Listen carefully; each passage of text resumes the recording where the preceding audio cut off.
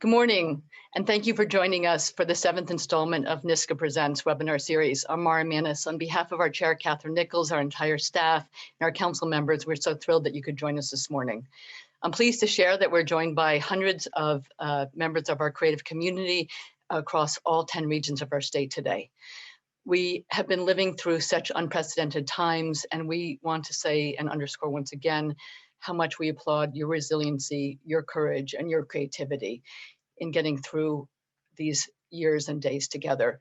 We know that the next 1 to 2 years will look unlike any other previous year, and that your work will be vital to rebuilding our state's economy. We continue to see a resilient arts community, and we look forward to the continuing reopening of our arts around the state during the spring and summer. And we hope that the Excelsior Pass program will play a key role in re-engaging New Yorkers with the arts. I want to say that this is a sneak preview of our Excelsior Pass, that this pass is free of charge, and this pass, there's no other pass like it in any other state across our country. So we're really excited to share this news with you today. The Excelsior Pass is not yet live, but will be this week, and we will send information about that as soon as we have it.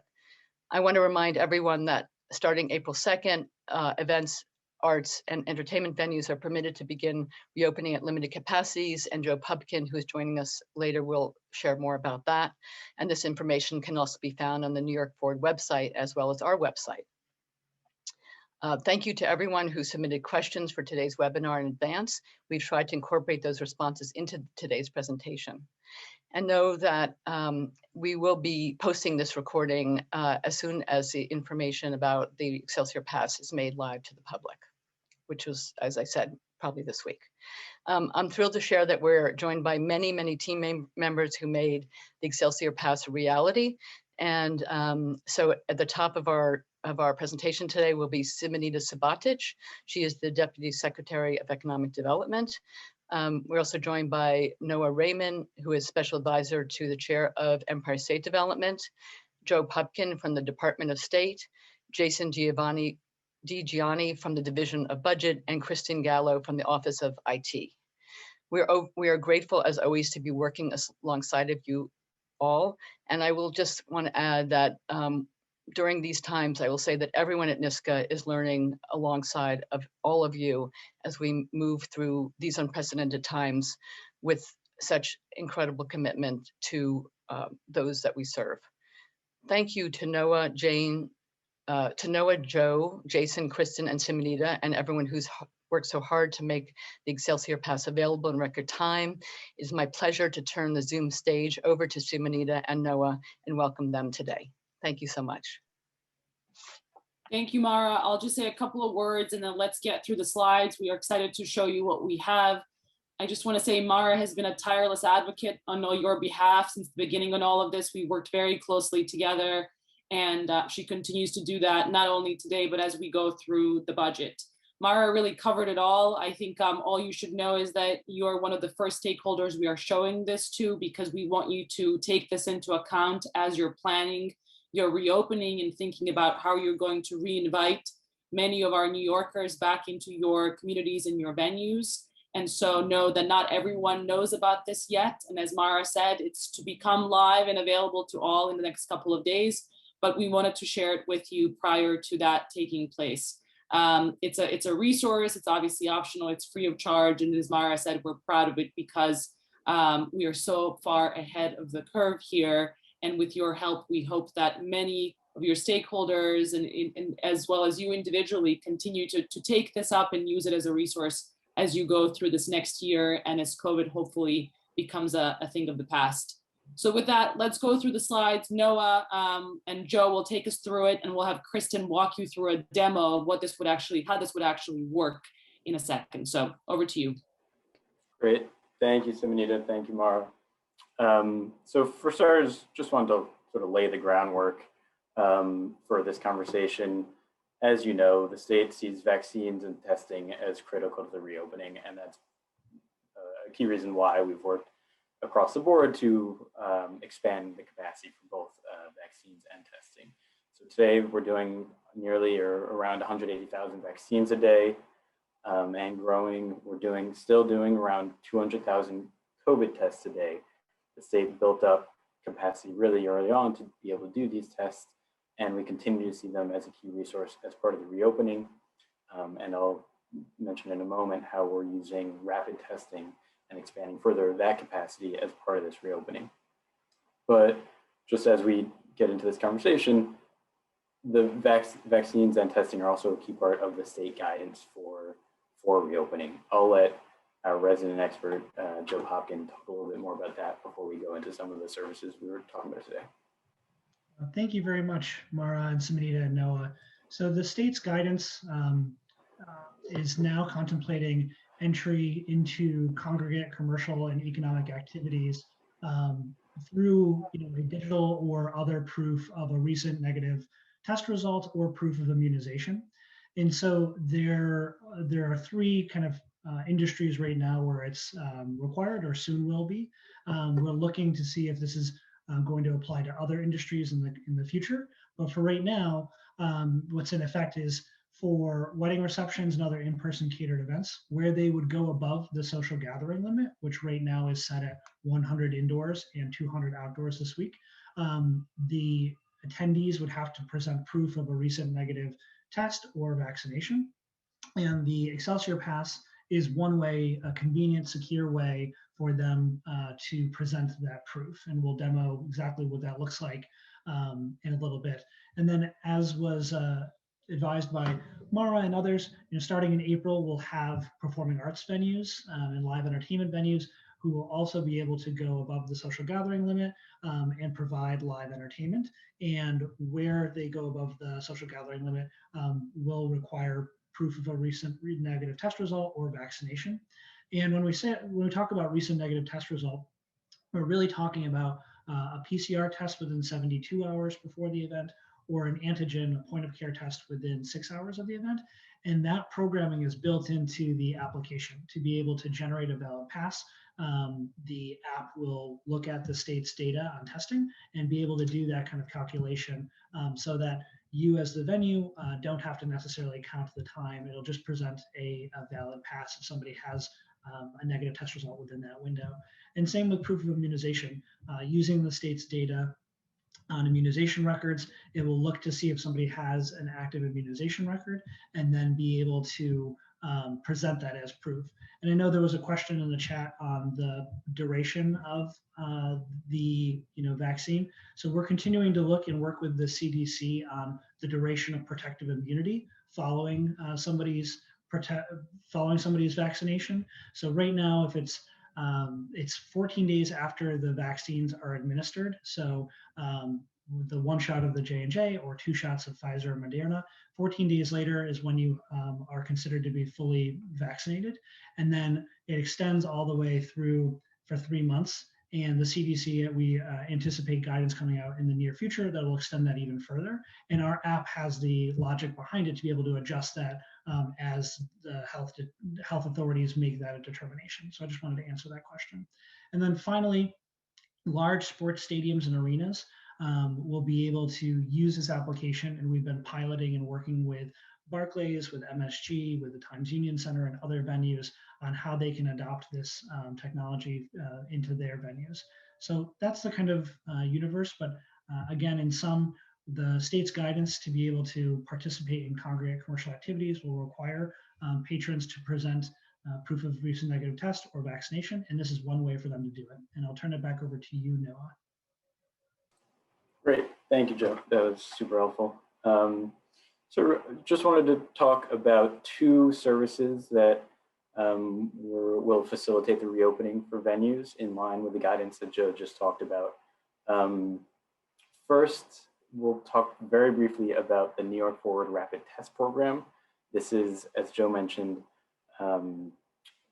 rapid testing is a key element of the guidance, and the rapid test program is a way to expand access to that type of testing. And then, so after I go over that briefly, I'll hand it over to Jason and the team to talk a little bit about the Excelsior Pass.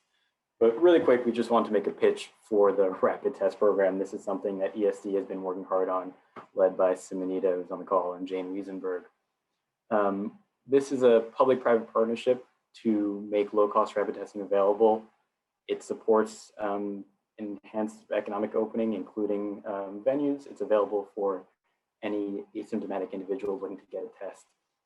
Why this is important to you is if you're having an event requiring testing, you can either do, or a vaccine, you can verify vaccine status, you can verify a PCR test within 72 hours, or you can send individuals to locations near your venue to get a rapid test within 6 hours before the event.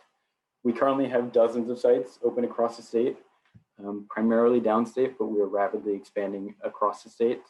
The way these tests work, they are offered by a private provider. As part of the partnership, they provide them for no more than $30 and are committed to providing the results within 30 minutes. That way, an individual coming to a venue will get a test and know that they'll have the results in time to show for entry.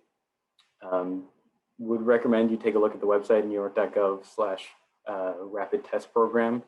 We're continuously adding sites, so more sites will be available in your locations in the coming weeks. But with that, I will hand it over to Jason to jump in on the Excelsior Pass. Great, thank you, Noah, and thank you all for attending today and giving us the opportunity to share this tool with you. We're very excited about it. So really that question, it's a perfect segue. Once we have our guidance that tells everyone about how their tests and immunization status can allow them to participate in reopening. But once you do that, how do you then operationalize that? How do you turn that into reality? Make that a simple process. And that really is the Excelsior Pass that we have built. And you may have seen in the news, there's been a lot of conversation about vaccine passports and concepts like this. The Excelsior Pass is New York State's version of this, and we're happy to really be at the forefront here and being the first to roll something like this out. But essentially what we've done is created a tool that allows individuals to digitize those records. So digitize their vaccination record, their vaccination status, or digitize a negative test result. Turn it into this digital pass, which is a secure QR code. It's similar to, you may see this for lots of ticketing venues use this nowadays, or boarding passes are operate in a very similar way. But what we've created is a very simple, something that's simple, that does its job very well. It's secure, so that was critical for us. We have partnered with IBM to develop this application. It's built on their blockchain technology to ensure security and transparency in how this is used. Health information and personal information is fully protected across the board. So at no point in using these tools or these apps does a individual on their phone or a venue who's scanning these passes have any access to anyone's personal health information. And that was a key component of what we've tried to build here. We've also worked to make sure this could be available to as many people as possible. We built in some features that allow for you to store multiple passes on the app, so that you can carry passes for other people or children or other family members. We've also created an opportunity to print the pass out, so you can use a paper version if you so chose. And that way you don't need to have a device to participate in this program. Also across the board as a fail-safe, the Excelsior Pass, it's a tool we've developed that from our perspective really aims to make this easier for participants and easier for venues to use and businesses.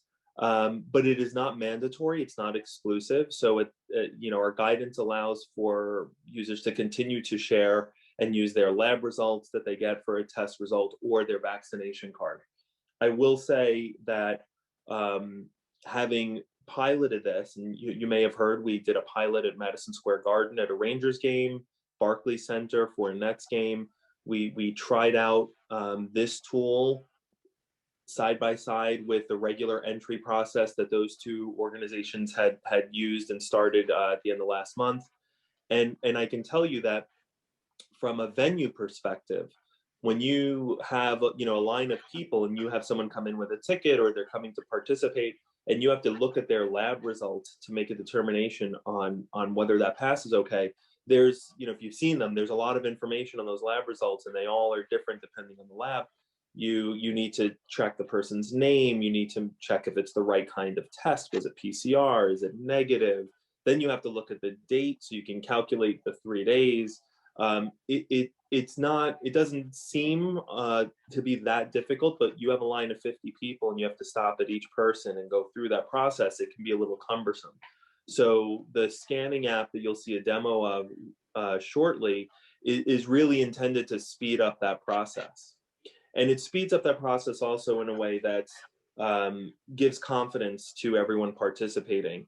At New York, we have 2 great resources that we built this on. We have a database of every single test result that is conducted in New York State and every single vaccination that is was administered in New York State. Those are two very powerful tools that we've been able to use to validate these passes against, so that you know as an individual creating one or as a venue scanning one that the record is real, that this pass has been generated and confirmed against New York State's information.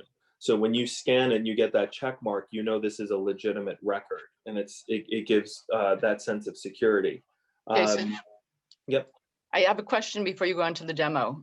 Sure. That's being asked by our audience, which is, how is the pass capturing vaccine or test results from other states? Since we do live so close to, we are contiguous with that we do live in a region, I guess. Yeah. So 2 comments there. At launch, our first version of this is limited to New York right now and New York State records. So if you have, if you've been vaccinated in another neighboring state or received the test there, you won't be able to generate a pass right out of the gate. However, two comments on that. We are currently working with our neighboring states and partners to share our data and to be able to generate passes across state lines, because that is our intent, and especially for downstate, we know how important that is. And number 2, as I mentioned earlier, this is not a requirement. So I want to be sure, and especially at your venues, if you have people coming in from out of state, their proof of negative test result, whether it's directly from the lab or their vaccination card from the CDC, those are still acceptable records for you to use when you're letting people in. So in no way should Excelsior Pass be an impediment to people participating.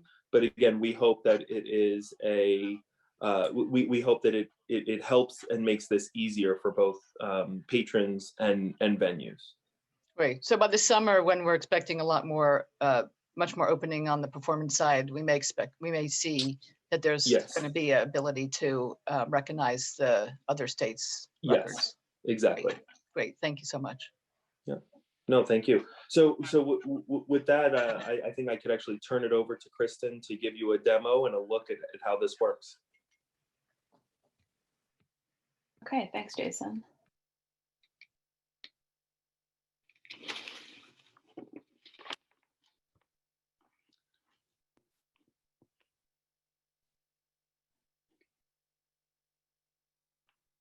All right, I'm taking over the screen.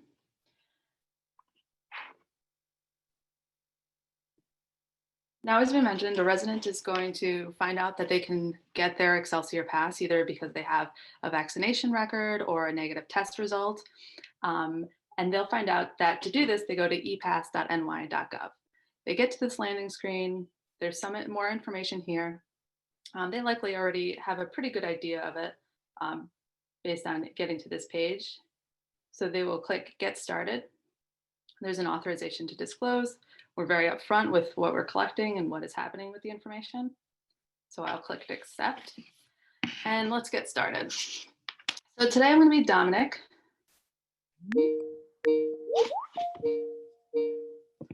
Apologies.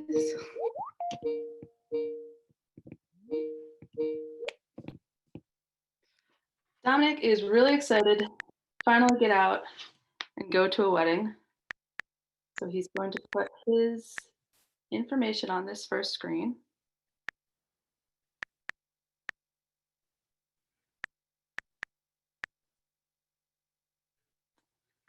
And zip code.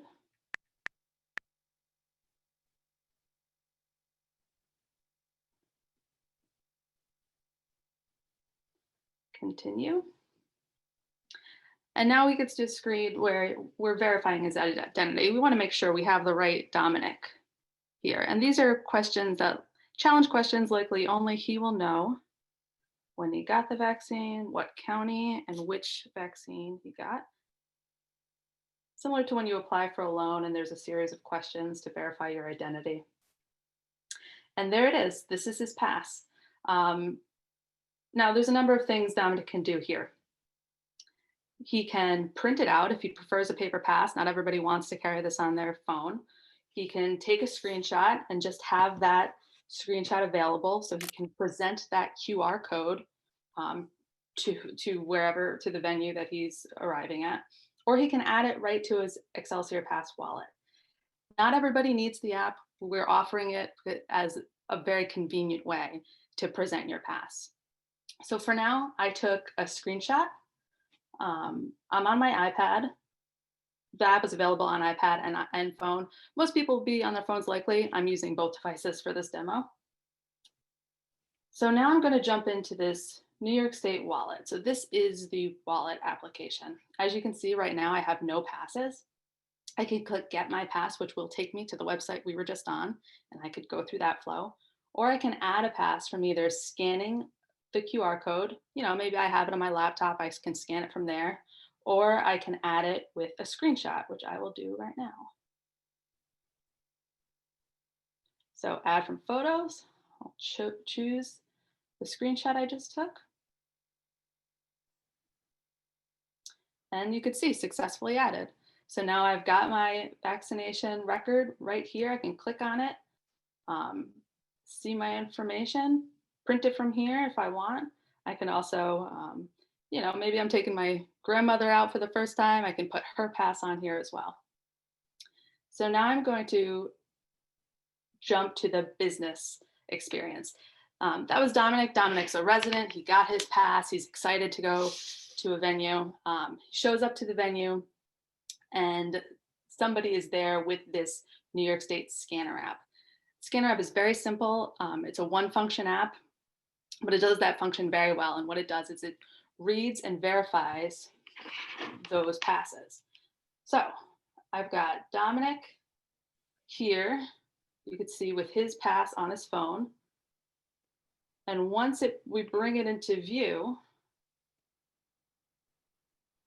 you could see it scans it and it says pass valid. So I can't see all of Dominic's health records. And again, Dominic is choosing to present his QR code to me. I can see that it's a COVID-19 vaccination, his name and his date of birth, and there is a message asking to verify against photo ID, just to verify that Dominic is Dominic, and this is a valid credential. Now I'm going to scan another pass. As I mentioned, people can choose to print out a paper pass. As you can see here, I have one from testing a while back.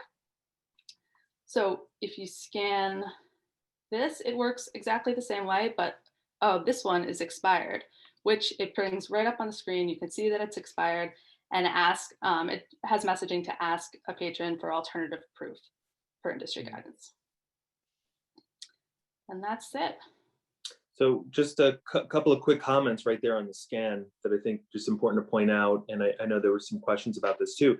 The passes are generated based on the logic and the direction of the state guidance. So for example, a PCR test comes with an expiration date. That pass will only be valid for those 3 days that a negative test result is useful to be able to gain entry.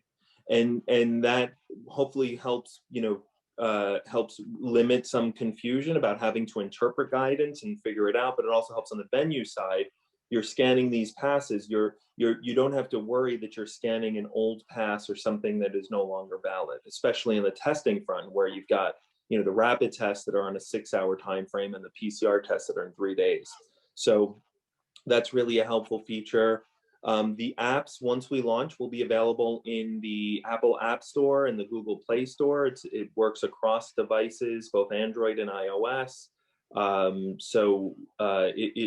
It's just that simple of having a device that can download an app. So on the venue side, anybody's phone or an iPad, if you have a kiosk you're setting up to scan people in, that works. And then as a user, again, you can put that wallet app on your phone to store these credentials, or again, just print them out right from our portal. And I know, I think, Mary, you did mention this at the top, but I'll point it out again. Both of these apps are free to everyone in New York. And I want to make that clear. It's important from a user perspective for all of our citizens to generate passes, but even more importantly for our businesses and our smaller and medium-sized businesses that aren't going to go out and develop their own systems. This is an application, the scanning app, that is available immediately and free for use right out of the box to scan these passes. So we're excited to make that available so that everybody can have some means to speed up and improve their reopening process. Great. Can we go to some questions for you, Jason and Joe? We have questions about patrons from multiple states outside of our region. So those who may have been spending time, out west or down south. How are we planning to also try and access that data or share states data beyond our region? Yes, absolutely. So, I think as everyone could expect, we have our direct neighboring states that we'll be prioritizing and working with quickly, but the objective is to broaden this as much as is possible and feasible. Great. And then just to underscore that this is free to businesses. So it's not just free to the user, to the patrons, Correct. It's free to businesses. And one other question here is also about, so there was a question about, interesting, well, what, okay, we covered, is the app capable of tracking people immunized out of state? Or we're gonna be doing that. Do you expect that to be in place by the summer? Do we know? Do we have a goal for that? For the data sharing? Yeah. I think that would be our goal. It is something we are, working on. Okay. It's a priority. Okay. What ensures that printed passes are not duplicates? So each of the passes that is presented you have the scanner function, which is a verification. I think the one thing that Jason mentioned, but just to reiterate, the app also can work with limited connectivity. So I think, if you're working in a space that might have spotty Wi-Fi or spotty cell service, it will still scan. I think that point has been brought up before. But to answer the other question, I think we have been, sorry, Mara, would you remind me real quick, what was the? So what ensures that the printed passes are not duplicates? Yeah, so each pass will also have the person's name and date of birth on it, which can be used to check against a physical ID that's of the person who's in front of you. Okay, great. Okay, and we also Jason, I think you mentioned this, but just to underscore the fact that this technology will run on all kinds of smart devices, not just the iPhone. Correct, iOS and Android devices. Great, okay.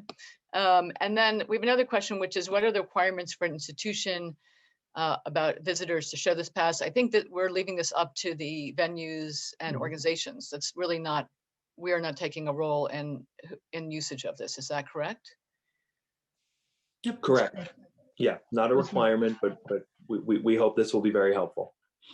Right.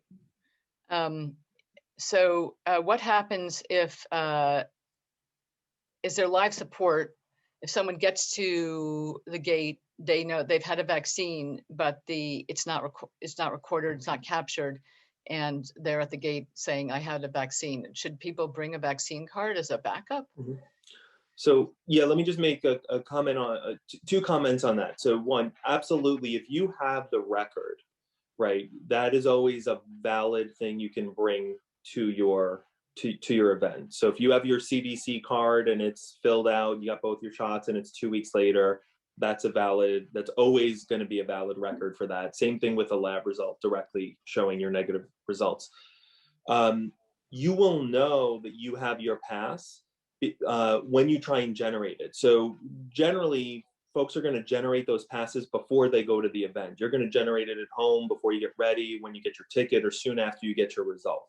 So if you're able to generate a pass, you have your pass. There's not going to be any question later on is it going to scan or is it accurate, right? Because you've completed that process, you have a digital record. So you will not be in a situation, or you should not be in a situation where you're online trying to make a pass and then running into an error. So you will not get the pass if there's something either wrong with your record or if your test is out of date or something like that. But I do want to emphasize that for folks, if there is a concern or worry, there is always that backup of your original record. Again, and that's an important piece, because none of this is intended to be an impediment to people's participation. Just make it easier. And I will make one point from a venue side. Communication about this process, what we've learned at our pilots and what we've learned from others reopening, communication about the process, communication in particular about timing of testing and making sure that people get their tests within the right time frames. Don't try and get a PCR test a week in advance, because it will not be, your result will age out before you show up. Don't try and do it that afternoon. PCR takes a little bit longer. So that communication of which credentials make sense for your event and the timing of when you should do it is just critical. And I could tell you from Barclays and MSG, they spent a lot of time really reinforcing that and telling their attendees, start on this day to get your test, and don't do it before and don't do it after this couple of day window. They also reported to us very few people showed up without a test or with the wrong test. So their experience also has been, people get it. They've really been paying attention. And I think it's because everyone's very excited to get involved and participate. They're following the procedures that the venues are laying out for them. So that's just a couple of key observations from our piloting, and I think will be helpful for this group. That's great. So it sounds like multiple messaging is really important from the organization or the venue. Absolutely. Great. Okay. Thank you so much. And Joe, there's a couple for you. When will the detail on the reopening guidance for April 2nd be available on the New York Forward site? And also, if there are under 50 attendees, is test vaccination necessary? Yeah, so if they're, the guidance will be posted hopefully this week, by this weekend on the New York Forward website. Department of Health is finalizing their latest version, making sure that it aligns with the guidance that we've put out recently in other areas, and the most recent guidance from the CDC and others. So imminently in the next few days. And then testing is not required where your events are below the social gathering limit. So if you're below the social gathering limit, they don't need to require testing or proof of immunization. But a venue can choose to, put that in place. It won't be the state's guidance that requires it. It'll be the venue choice as to whether or not they want to. Great. Okay. I think this might be another one for you, Joe. Can you review again the details around the 90-day expiration of vaccination records? So if you've been vaccinated for over 90 days, what's the process of getting a new pass, or how are we going to be recognizing that? And I think a complementary question there is also, apparently there's a Pfizer 3-dose trial underway, which I'm learning about just today. So I don't know if you're aware of this, but I'm not sure how it fits into this validation process. Yeah. Jason might have more on the 3-shot, but I think to answer the question about the 90-day window, the app is programmed with the logic to be able to detect when you had completed your vaccine series. So whether it's 1, 2, or even 3 shots, it'll then calculate 14 days after that point, which is when the person has full immunity, and then 90 days. So it provides you with that window. The way that people will be able to know that their pass is still valid is that they will, at this point, on a monthly basis, be able to re-verify that credential within their app or wallet. And as the CDC makes determinations that the duration of protective immunity is going beyond 90 days to 180 or to a year, we'll be able to update behind the scenes the logic of the app so that everyone still has the latest and greatest. So tomorrow, if the CDC says it's 180 days, it provides a 6-month window. On our side, we would reprogram the app to make sure that credentials don't expire at that point. Great, thank you. So here's an interesting one. Can an individual pass appear in multiple wallets? For instance, can a child have a pass on both his cell phone on his parents' phone?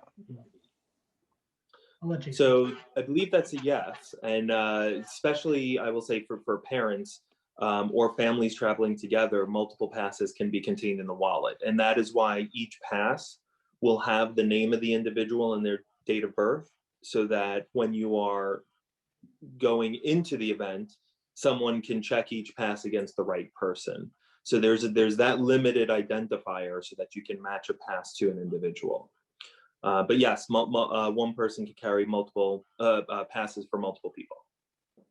Great. Okay. Noah, in terms of the rapid testing sites, I think we talked about the fact that there's probably north of 30 right now. There's 38, I think, across the state. Do we know how people find those sites easily, and do we have a sense of what kind of ramp up we're going to be looking at before the summer?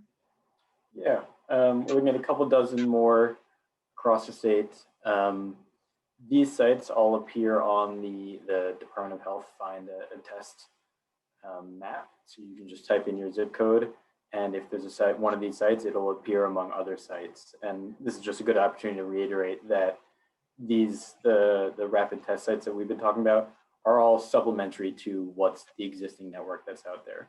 A test from any of existing location is applicable. The rapid test program was just to augment the existing capacity to make it easier. Great. Okay. And to the extent that NYSCA can help, maybe link to that site on our website, we'll look into that. Okay. So thank you guys for that question. And I do want to reiterate, we have a lot of questions about can we download this deck, et cetera, et cetera. So as I mentioned at the top, if you weren't with us at that point, this is a sneak preview. The app hasn't gone live. We expect it to go live this week. It's very exciting news for the state and for everyone. However, we are not going to post this deck until the app is live and it's been announced publicly. So stay tuned, but we're really looking at a couple of days, I think, at the most, hopefully. So can you explain how the data is protected? I did see someone's date of birth right on the entry screen, and I'm just wondering, is that considered private information? So the person's, and Jason will correct me if I'm wrong, but the person's date of birth is not a protected piece of information. And when we talk about health information, no health information leaves the state's databases, either the testing database or the vaccine database. What happens is the app uses that person's identifier, queries to see whether or not they would meet the eligibility criteria outlined as, a PCR test within 72 hours, an antigen test within 6 hours, or a protective, they're within their protective immunity window for the vaccine. And then it returns either a yes or no. So the venue doesn't know, and the user can't, isn't sharing how their pass has been verified. It's just a matter of that the person is cleared for entry. And that's not a protected health information. Great, that's fantastic. Okay, I think we've covered most of the questions here. We have over 300 people joining us today. We really appreciate your joining us. What is the address to get your confirming? I'm not sure what this. That is. I know. Yeah, go ahead. Over yeah, you, John. I think Noah can maybe pull up the slide, but it's ePass. I think it's epass.ny.gov. Yep. Which will go live, and it'll allow you to be the portal to access your passes, and then you'll have to, you can print them off or screenshot them or load them into your wallet on your smart device. Another question that I saw was on the timing of the test. It is from the sample collection point, not the result point. So it's when the sample is collected, that's what starts the clock. Great. Yep. And also I see that there's a question about will we be able to link up with other countries' vaccination records? For example, Israel's Green Pass. I think we're the only other country other than Israel and state that has this pass. What do we know about this? So we've been talking with our neighboring states. We've been talking with the CDC, and I think we have been trying to figure out, since we're on the cutting edge and setting up this system, and also the privacy rules and rights, the goal is that we will be able to be a platform that interacts with and uses data from other systems. And so we're going to be building it and growing it over time. I don't want to overcommit at this moment, but I think our priority has been focusing on our neighbor states in their testing data and immunization, then on the entire United States, and we've had conversations with the CDC about what that looks like. And then I think the World Health Organization and others are going to be issuing standards, and so hopefully we'll be able to be in alignment there. But again, I think it's important to emphasize that this technology, the way we've built it, is to be able to grow and scale over time. So we want to make it as functional as possible. And so the first version that goes out is going to be, allow people to present digital proof, and then we're going to build from there. Great, thank you so much. And I think probably the one country that comes to mind, Canada, because I think there are a lot of there's some venues in Western New York that welcome many patrons from Canada, so from Toronto especially. So looking forward to that. I think that have we covered most of you guys are looking at these questions too. Have we covered most of the questions? Yes, we're putting Canada on the list. Thank you so much. I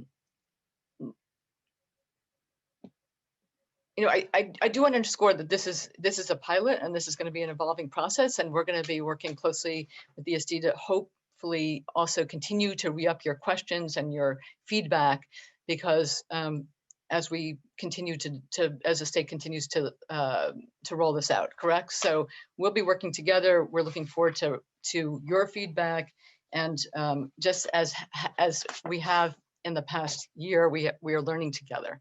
I will say that. I don't think there's any other questions for now. I think we're also up against 11:45. I want to just take a moment to thank Noah and Joe and Kristen and Jason and Simonita for today's presentation, and to everyone who joined us. This has really been a great and valuable conversation. We will share, as soon as we have it, the news about, one, we will post this deck, but also we will share the news that the Excelsior Pass is now live and public. And I also wanted to just underscore that if you have news about your own events, whether they are live and upcoming for the summer, whether they are digital, we are continuing to post them on our own site. So please keep us abreast of your news. I hope today's session was enlightening. The arts are so central to our recovery, and we trust that artists will illuminate the path forward as they have been already. The NYSCA team is honored to stand with you as we rebuild and reimagine New York together. Thank you all so much for joining us today, and thank you to this team as well. Thank you, guys.